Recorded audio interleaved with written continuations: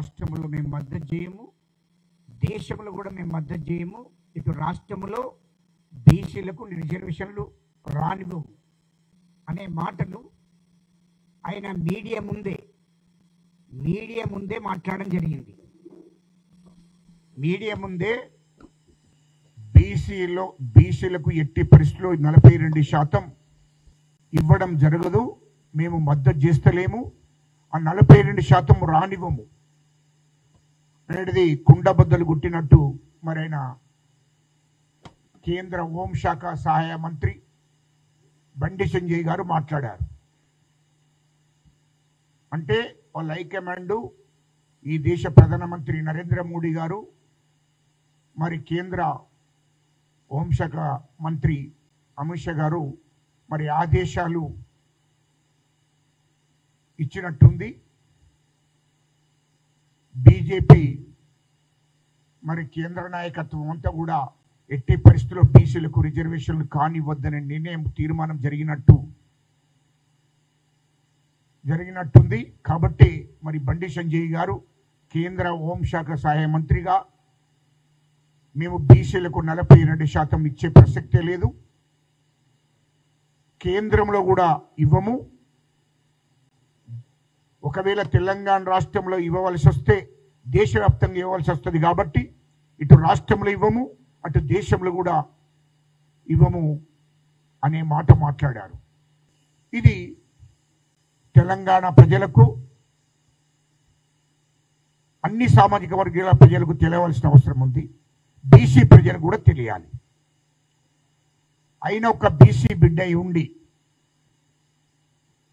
ఈ దేశంలో మేము హిందువులను గౌరవిస్తున్నాము అని చెప్పుకుంటేనే హిందూయిజం పేరు పెట్టుకొని, రాముని పేరు పెట్టుకొని ఈ దేశంలో హిందువులను మోసం చేస్తున్నదే బీజేపీ. హిందువులకు సామాజిక న్యాయం జరగాలనే ఆలోచన లేదు. ఆనాటి నుండి ఈనాటి దాకా ఒక దుర్మార్గమైన ఆలోచన చేసుకుంటూ ఉగ్రవాదుల కంటే, తీవ్రవాదుల కంటే, నక్సలెట్ల కంటే డేంజర్ అయినటువంటి ఆర్ఎస్ఎస్ బీజేపీ పార్టీ, అలాంటి ప్రమాదమైనటువంటి బీజేపీ పార్టీని, ఆర్ఎస్ఎస్ను ఈ దేశ ప్రజలు నమ్మి మోసపోయారు. ఎందుకంటే వాస్తవానికి ఈ దేశంలో హిందువులకు న్యాయం జరుగుతుంది, సామాజిక న్యాయం జరుగుతుంది అని అనుకొని బీజేపీని 3 సార్లు ఎలక్షన్లో గెలిపేయడం జరిగింది ఈ దేశ ప్రజలు. మరి ఈ దేశంలో నిజమైన హిందువులు బీసీలే. దేశవ్యాప్తంగా 60% ఉన్న బీసీలు హిందువులే. బీజేపీ ఆర్ఎస్ఎస్ పుట్టక ముందే 1000 సంవత్సరాల క్రితం నుండే ఈ దేశంలో బీసీలు హిందువులు. ఈ దేశంలో బ్రాహ్మణుల తర్వాత ఈ దేశంలో హిందువులు ఎవరైనా ఉన్నారు అంటే అది బీసీలే. మరి అలాంటి బీసీ బిడ్డలను మోసం చేయడానికి బీజేపీ ప్రయత్నం చేస్తుంది. ఈ దేశంలో బీసీలకు సామాజిక న్యాయం జరగకూడదు, వాళ్లకు రిజర్వేషన్లు ఇవ్వకూడదు అనే లక్ష్యం కొద్ది ఉన్నారు. మరి గిన్ని కుట్ర కుతంత్రాలు చేసినటువంటి బీజేపీని ఆర్ఎస్ఎస్ను మరి బీసీ బిడ్డలు నమ్మే పరిస్థితులు ఉండరు, నమ్మరు కూడా. అసలు వీళ్ళు ఈ బీజేపీ ఆర్ఎస్ఎస్ వాళ్ళు హిందూ అనే పేరును ముసుగేసుకొని ఈ దేశ ప్రజలను మోసం చేస్తున్నారు. అసలైన ఉగ్రవాదులు, అసలైన తీవ్రవాదులు బీజేపీ ఆర్ఎస్ఎస్ వాళ్ళే. హిందూ ముసుగులో ఈ దేశాన్ని పరిపాలిస్తున్నారు. ఈ దేశంలో ఒక రాముణ్ణి తప్ప ఏ దేవుళ్ళను కూడా ప్రేమించరు వాళ్ళు, హిందూ దేవుళ్ళను. ఆ రాముని పేరు చెప్పుకొని, హిందువు పేరు చెప్పుకొని ఈ దేశాన్ని నాశనం చేయడానికి ప్రయత్నం చేస్తున్నారు. ఈ దేశ ప్రజలను నాశనం చేయడానికి ప్రయత్నం చేస్తున్నారు. ఇది వాస్తవము. భారత రాజ్యాంగాన్ని కూడా మార్చాలని చూస్తున్నారు. ఇలాంటి దుర్మార్గులను మరి బీసీ బిడ్డలు నమ్మరు అని చెప్తున్నా. ఇయల్లో 42% రిజర్వేషన్ల కోసం 18 తారీఖు నాడు బంద్ ప్రకటిస్తే అన్ని పార్టీలు దాంట్లో పాల్గొన్నాయి. కానీ ఎవరైతే 42% వద్దనుకున్నారో వాళ్ళు ఆ ధర్నాలో పాల్గొనలేదు. కిషన్ రెడ్డి కానీ, రామచంద్రరావు కానీ, మరి బండి సంజయ్ కానీ వీళ్ళంతా కూడా ఆ యొక్క బంధు కార్యక్రమంలో పాల్గొనలేదు. మరి వాళ్లకు వార్డు మెంబర్ కాదు, ఈ తెలంగాణ రాష్ట్రంలో భవిష్యత్తులో రాబోయే ఎన్నికల్లో కూడా వార్డు మెంబర్ కూడా గెలిపించే పరిస్థితిలో మరి బీసీలు కానీ, ఎస్సీలు కానీ, ఎస్టీలు కానీ లేరు అనేది ఈ సందర్భంగా తెలియజేస్తున్నాను. అదేవిధంగా వాళ్లకు తోడు దొంగలు కేటీఆర్ హరీష్ రావు వాళ్ళ పార్టీలో ఉన్నటువంటి, ఎందుకంటే అందులో ఉన్నట్టు బీసీలు ఎస్సీలు గిట్ట తిరుగుబాటు చేస్తున్న భయానికి మీరు పాల్గొనండి ధర్నా కార్యక్రమాలు, అది బంధు కార్యక్రమంలో చెప్పడం జరిగింది. 42% రిజర్వేషన్లు ఇవ్వాలని కేసీఆర్ కానీ, కేటీఆర్ కానీ, హరీష్ రావు కానీ ఇష్టం లేదు. తప్పని పరిస్థితిలో అసెంబ్లీలో సపోర్ట్ చేయడం జరిగింది. అన్ని పార్టీలు మద్దతు చేస్తున్నాయి కాబట్టి బీసీ ప్రజలు మమ్మల్ని తరిమేస్తారన్న భయానికి అసెంబ్లీలో అన్ని పార్టీలతో పాటు మీదికి కూడా సపోర్ట్ చేశారు.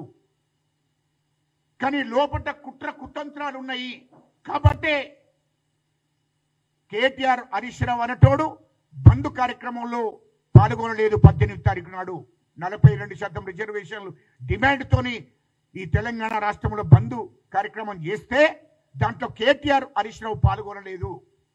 దాని అర్థమైంది, ఎట్టి పరిస్థితుల్లో 42% రిజర్వేషన్లు వీళ్ళకు రాకూడదు అనే ఆలోచన ఉంది కాబట్టి ఆ ధర్నాలో పాల్గొనలేదు.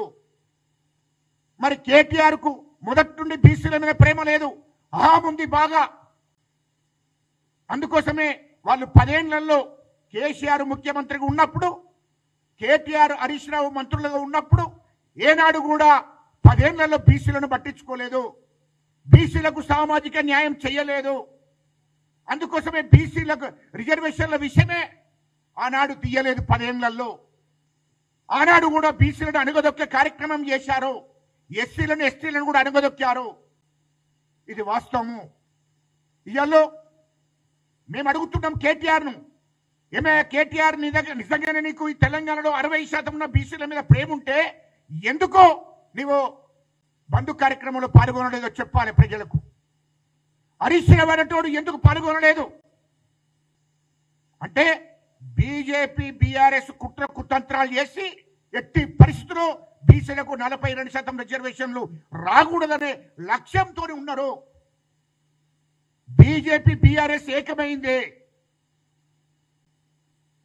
బీసీలకు 42% రిజర్వేషన్లు ఇస్తే సామాజికంగా, రాజకీయంగా, ఆర్థికంగా ఎదుగుతారు, అన్ని రంగాల్లో కూడా ముందుకు పోతారు, వాళ్ళకు రాజకీయ అధికారం వస్తుంది అనే ఒక దుర్మార్గమైన ఆలోచనతోనే వాళ్ళు ఆ యొక్క 18 తారీఖు నాడు 18 తారీఖు నాడు బంధు కార్యక్రమంలో పాల్గొనలేదు. ఇళ్ళలో మళ్ళీ బయటకు వచ్చి బీసీల మీద ప్రేమ ఉన్నట్టు మాట్లాడతారు, బీసీల మీద ప్రేమ ఉన్నట్టు మాట్లాడతారు.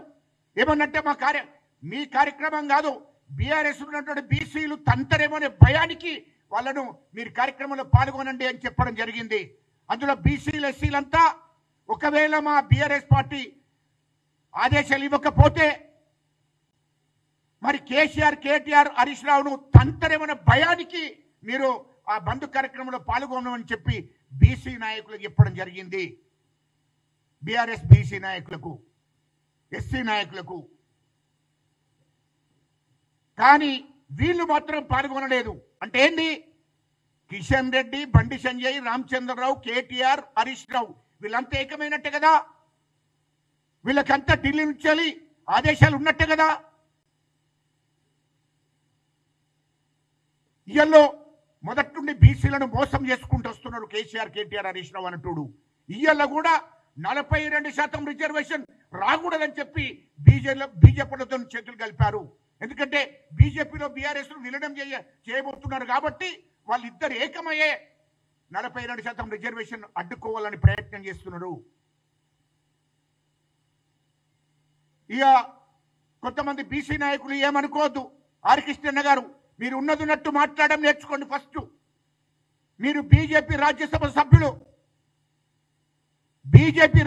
సభ్యులు నిజంగానే నువ్వు బీసీల మీద ప్రేమ ఉంటే ఆ రాజ్యసభ ఉన్నావు కదా, నువ్వు రాజ్యసభ సభ్యుడివి, దానికి రాజీనామా చేయమని అడుగుతున్నాను నేను. ఎందుకంటే నీ పార్టీ నుండి నువ్వు బీజేపీ రాజ్యసభ సభ్యునిగా ఉన్నావు, ఒక ఎంపీగా ఉన్నావు. మరి ఎందుకు మీ పార్టీ నుంచి వెళ్ళి పాల్గొనలేదు? ఈటల రాజేందర్ ఎందుకు పాల్గొనలేదు? హరీష్ రావు ఇదేది కిషన్ రెడ్డి ఎందుకు పాల్గొనలేదు? బండి సంజయ్ ఎందుకు పాల్గొనలేదు? మరి అటువంటి పార్టీలో నువ్వు ఎందుకుంటున్నావో బీసీ ప్రజలకు చెప్పు. అటువంటి పార్టీలో నువ్వు ఎందుకుంటున్నావు? నిజంగానే నువ్వు బీసీ ప్రజల మీద ప్రేమ ఉంటే నువ్వు 40 ఏళ్ళ నుంచి బీసీల కోసం కొట్లాడినావు. ఇది వాస్తవం, మేము కూడా ఒప్పుకుంటున్నాం. కానీ నీకు బీసీల మీద ప్రేమ ఉంటే బీజేపీ ఎంపీగా రాజీనామా చేసేయండి అని చెప్తున్నా. ఒకవేళ నువ్వు ఎంపీగా ఉంటే మొత్తం వీళ్ళందరినీ ఎంపీలందరినీ బీసీ ఎంపీలందరినీ ఎందుకు ఏకం చేయలేకపోయినావు? బీజేపీ బండి సంజయ్ గారు స్పష్టంగా చెప్తున్నారు 42% ఇవ్వరని చెప్తున్నారు. అన్నప్పుడు నువ్వు బీసీ ప్రజల కోసం నువ్వు రాజ్యసభ సభ్యునిగా రాజీనామా చేయాలి.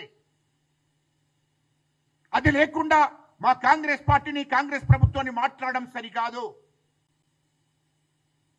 ఇయ్యలో తీరుమార మల్లన్న గారు నేను మాట్లాడాలని కాదు, మీరంతా ఏం చేస్తున్నారు? ఒక దిక్కు 18 నాడు బంధు కార్యక్రమం జరిగితే నువ్వు పోయి ఎక్కడికో మన ఏదో యాత్రలకు పోయావు. ఇదేంటి?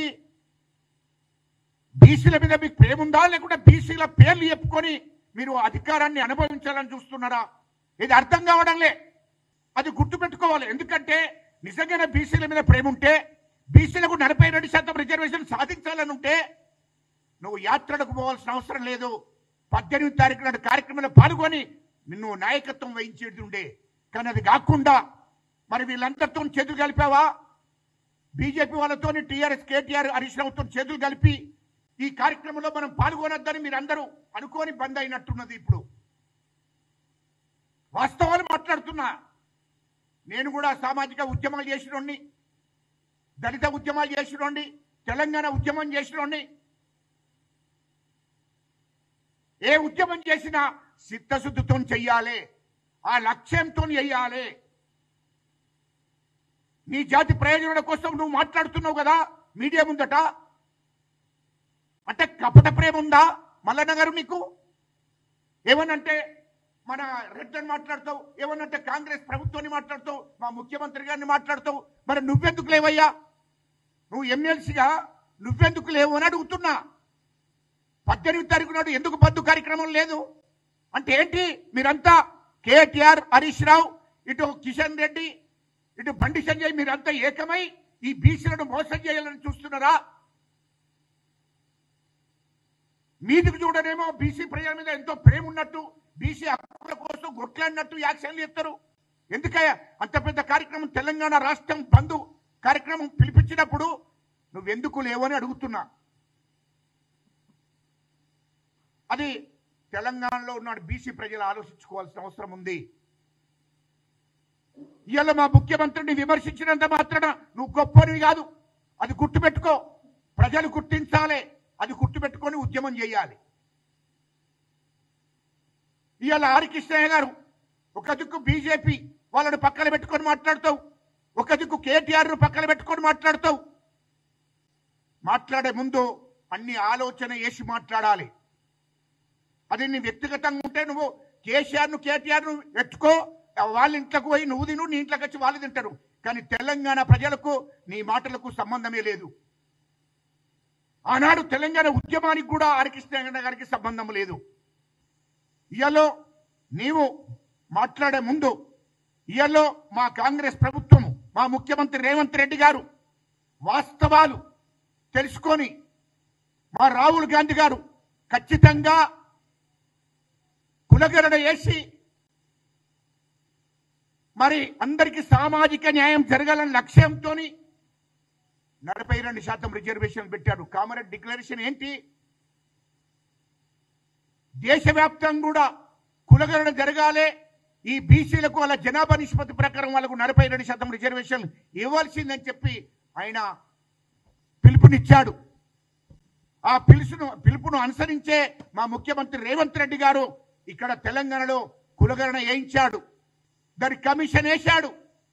అదేవిధంగా క్యాబినెట్ తీర్మానం చేయించాడు, అసెంబ్లీ తీర్మానం జరిగింది, గవర్నర్కు పంపాడు, కేంద్ర ప్రభుత్వానికి పంపాడు.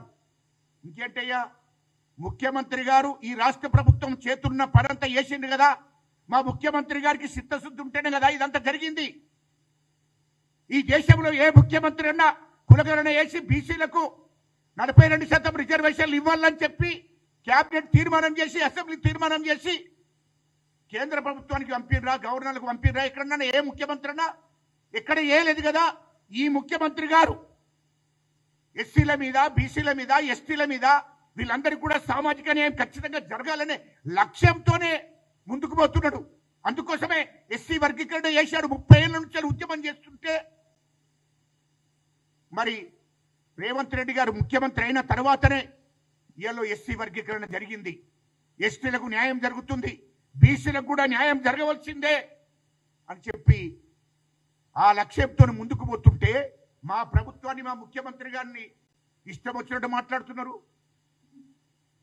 మా పిసిసి అధ్యక్షుడు మహేష్ గౌడ్ గారు 18 తారీఖు నాడు మరి బంద్ కార్యక్రమంలో పాల్గొన్నాడు. మా క్యాబినెట్ మంత్రులంతా కూడా అన్ని జిల్లాల్లో కూడా మరి బంద్ కార్యక్రమంలో పాల్గొన్నారు. ఇది కాంగ్రెస్ ప్రభుత్వం చిత్తశుద్ధి, ఇది కాంగ్రెస్ లో ఉన్న నాయకుల చిత్తశుద్ధి. మా పిసిసి అధ్యక్షుడు మహేష్ గౌడ్ గారు ఆయన తల్లడిల్లిపోతున్నాడు. ఖచ్చితంగా నా బీసీ సమాజానికి న్యాయం జరగవలసిందే, నా బీసీ ప్రజలకు సామాజిక న్యాయం జరగవలసిందనే లక్ష్యంతో ఆయన కాంగ్రెస్ పార్టీలో ప్రభుత్వంలో ఉండి కూడా, కాంగ్రెస్ పార్టీ పిసిసి అధ్యక్షుడు ఉండి కూడా ఖచ్చితంగా నా బీసీ ప్రజలే ముఖ్యమో, నా బీసీ ప్రజలకు న్యాయం జరగవలసిందనే లక్ష్యంతో ముందుకు పోతున్నాడు. అది గుర్తుపెట్టుకోవాలి ఇతర పార్టీల నాయకులంతా, బీసీ నాయకులంతా. ఇవాళ మీరు ఇష్టం వచ్చినట్టు మాట్లాడితే అది సరైనది కాదు. బీసీ నాయకులు కూడా గుర్తుపెట్టుకోండి. ఇవాళ బీసీ నాయకుడే బండి సంజయ్ వద్దంటుండు. ఇవాళ మల్లన్న గారు, తీర్మల మల్లయ్య గారు ఇక్కడ అన్నాడు, పోయిండు, యాత్రలకు వేయండు, లేడు. ఎవరికి మీకు చిత్తశుద్ధి ఉంది? మీకు చిత్తశుద్ధిని మొదలు చూపించండి బీసీ ప్రజలకు. అది లేకుండా మాట్లాడకూడదు. ఇక హరీష్ రావు ఏదో గన్ను కల్చర్ గురించి మాట్లాడుతున్నాడు. హరీష్ రావు గుర్తుపెట్టుకో, నువ్వు, నీ బామ్మర్ది, మీరు మీ మొత్తం బొట్టువెన్న నుంచి తలదాకా విషయం ఉంది మీ దాంట్లో. ఇయల్లో మీరు ఎవరు ఈ తెలంగాణ ప్రజలకు అలవాటు చేసింది, తెలంగాణ యువతకు అలవాటు చేసింది ఎవరిదో? గన్ను కల్చర్ వచ్చింది ఎవరు? ఎప్పుడో మీ 10 ఏళ్ల ప్రభుత్వంలో ప్రతి ఒక్కరికి గన్నిచ్చింది మీరు, ప్రోత్సహించింది మీరు, రౌడీజము చేయించింది మీరు. తెలంగాణ రాష్ట్రంలో ప్రతి జిల్లాలో మొత్తం దోషేసింది మీరు. గన్నులతో బెదిరించి ఇసుక మాఫియాలను నడిపించింది మీరు. ఇవాళ చెరువుల మీద, కుంటల మీద అన్నిటి కూడా దోషింది మీరు, కబ్జాలు పెట్టింది మీరు. ఇవాళ తెలంగాణ యువతకు అలవాటు చేసి డ్రగ్స్ అలవాటు చేసింది మీరు. కేసీఆర్, కేటీఆర్, హరీష్ రావు, మీరు లుచ్చాలయ్యి మా ప్రభుత్వాన్ని మాట్లాడుతున్నారు, మా ముఖ్యమంత్రి గారిని మాట్లాడుతుంది ఏంటి? డ్రగ్స్ అలవాటు అయింది ఎవరికి?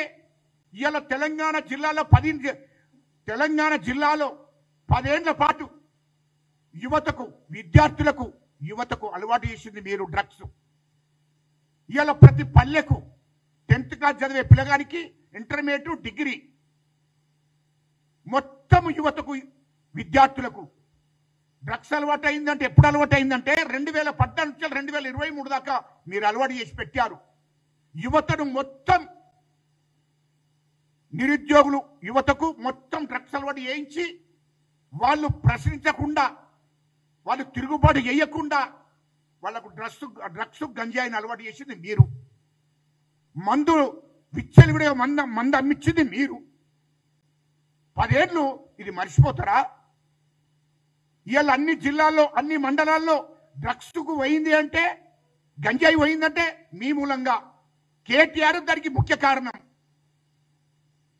డ్రగ్స్ కూడా వదలే కేటీఆర్, హరీష్ రావు. మీరు డ్రగ్స్ కూడా వదలలే. బయట దేశాల నుంచి డ్రగ్స్ తెప్పించింది కేటీఆరే. దాంట్లో 1000 కోట్లు సంపాదించింది కేటీఆరే. బినా పేర్ల మీద పెట్టి ఆ డ్రగ్స్ గ్రామాల్లోకి పంపించి ఎస్సీలకు, ఎస్టీలకు, బీసీలకు అలవాటు చేసింది మీరు. నిరుద్యోగులకు, యువతకు. అటువంటి దుర్మార్గులు మీరు మాట్లాడతారా? నాకు అర్థం కాదు. హరీష్ రావు, నువ్వు విషంగక్కుతున్నావు.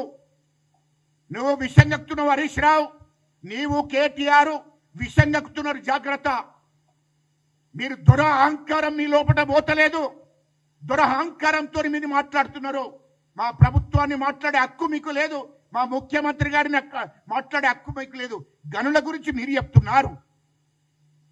10 ఏళ్లలో తెలంగాణలో ప్రతి బడాబాబు దగ్గర గన్లు ఇప్పించింది మీరు. ఆ గనులతో బెదిరించేది మీరు. చాలా మందిని చంపేసింది మీరు. యువతకు రక్షణ లేకుండా, నిరుద్యోగులకు రక్షణ లేకుండా చేసింది మీరు 10 ఏళ్లలో. అటువంటిది హరీష్ రావు నువ్వు మాట్లాడుతున్నావా? మీ దోపిడీ గురించి తెలంగాణ ప్రజలందరికీ తెలిస్తే,